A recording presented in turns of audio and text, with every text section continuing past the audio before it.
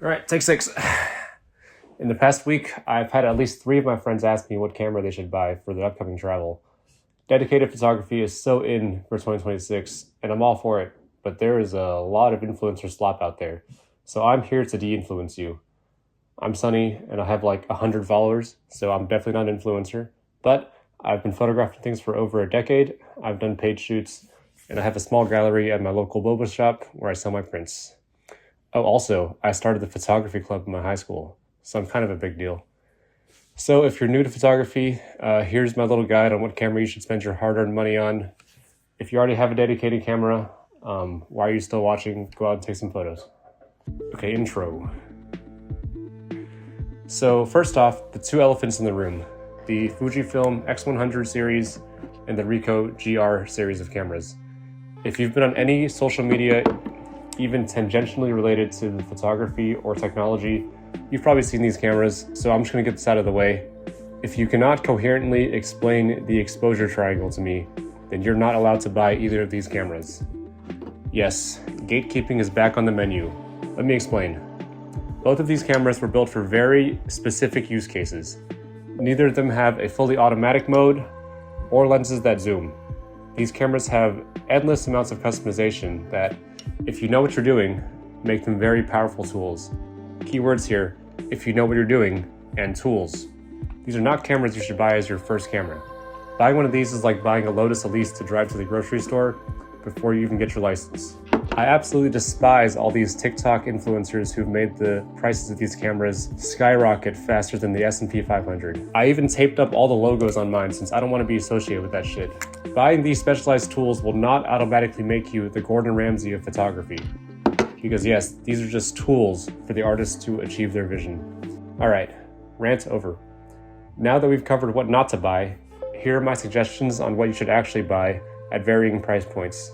Since this video is specifically for travel cameras, I'm only going to recommend ones with zoom or zoom lenses, as it's extremely handy, especially if you're just starting out. And I'm going to split these into 2 categories.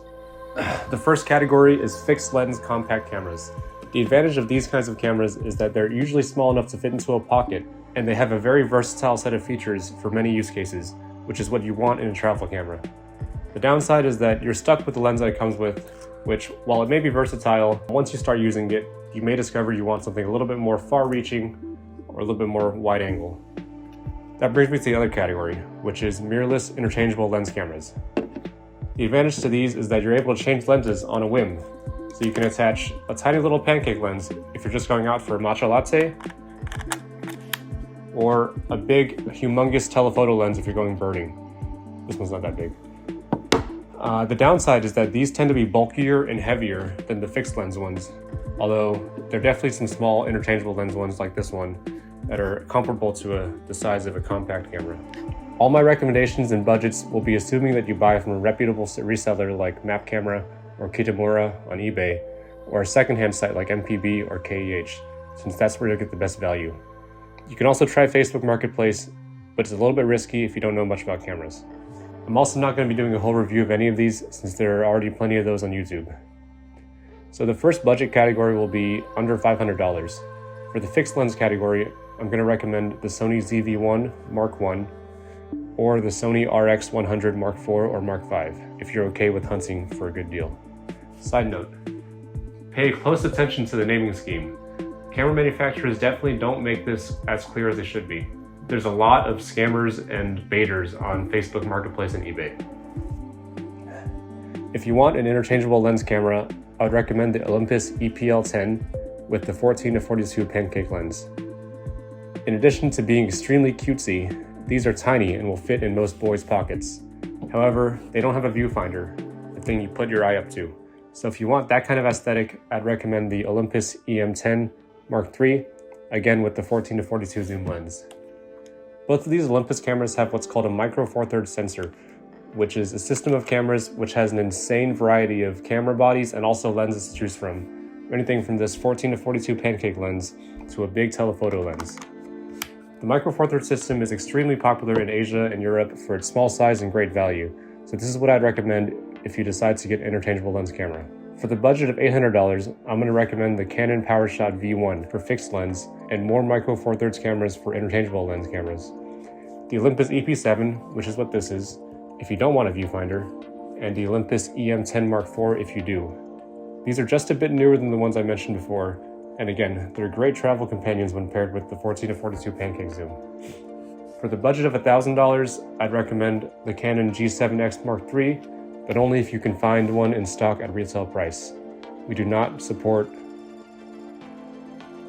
What are they called? Scalpers. My friends have used hot stock with pretty good luck, but your mileage may vary. With this budget, you can also get any of the micro four thirds cameras and a few additional lenses. The ecosystem is actually huge, so I'll let you do your own research.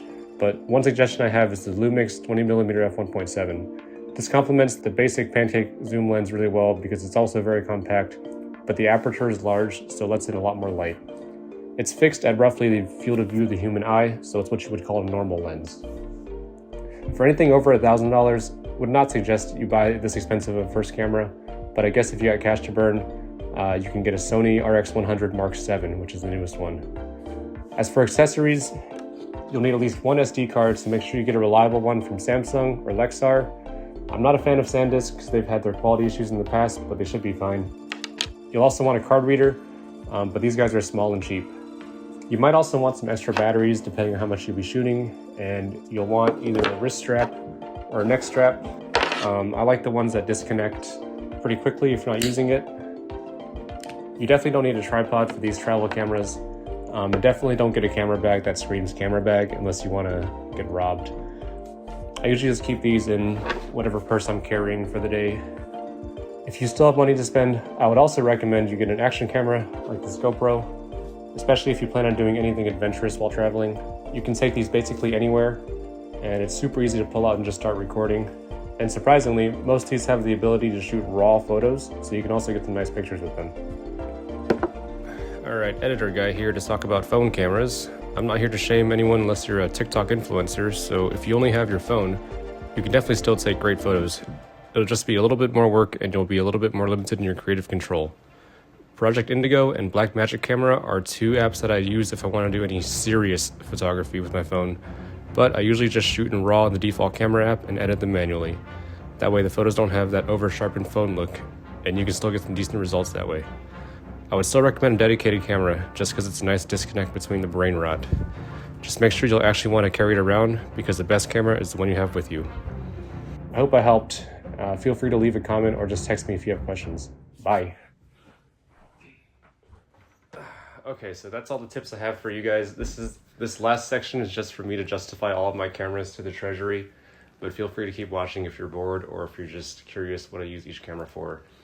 Or if you need to justify to your partner why you need another camera. So these are all the cameras. It may look like a lot, but each of these has a very specific use case. And this is probably cheaper than hard drugs. I'll go from least expensive to most expensive. This is the GoPro. It's definitely the cheapest, and I've definitely got my money's worth out of it. I've used it for track days, skiing, surfing, vlogging, and a lot more. I've always got this thing on me while traveling because it's so small and light. Next, I got my main travel camera, which is the EP7 that I recommended earlier. I've got a couple lenses for this, so I can switch from wide angle if we're going to see a landscape, or a telephoto if we're going to see some animals. And this is actually the tiniest and cutest telephoto lens ever. It's part of the reason I recommend the Micro Four Thirds system so much. Next, I got the Ricoh GR3. This is my everyday walk-around camera since it's so small and light, but the autofocus and low light performance isn't that great. So if I'm going somewhere where I'll need to be stealthy and also need good autofocus, I'll take this, the X100. This is my stealthy street photography setup, and I've captured some great moments around New York with it. Next, I've got the camera that is recording, which is the Canon R8. It has the best performance in any category, so I'll use it if I'm making a video, or if I'm getting paid for a shoot, or if I know I'll be printing something really big. It's my workhorse and very functional multi-tool. And last, but certainly not least, actually it's the most, is the Sigma BF. There's actually no real reason I need this camera. I just think it's cool as shit, and it's very nice to use. It also takes great pictures, but that's not really why I bought it. I just got a really good deal on eBay auction that I didn't think I would win. Anyways, that's my current roster. If you're still watching, I hope you're asleep. Otherwise, go touch some grass. See ya. Okay, what do you think? I mean, to me, they all look the same. Like, these two look identical. This looks like you bought it from an Apple store. And I think what you're missing from the video are the cameras that you bought and then gave to me to learn photography. Like, they weren't just, like, that wasn't just an excuse Yeah, but I don't use them. to buy these cameras. But Yeah, those are yours, though. the treasury is still out. This video was sponsored by Terrence. Except he doesn't pay me, I just feed him for free.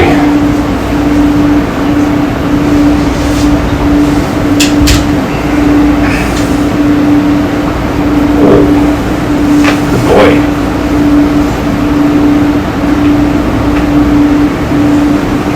How long are we still on this?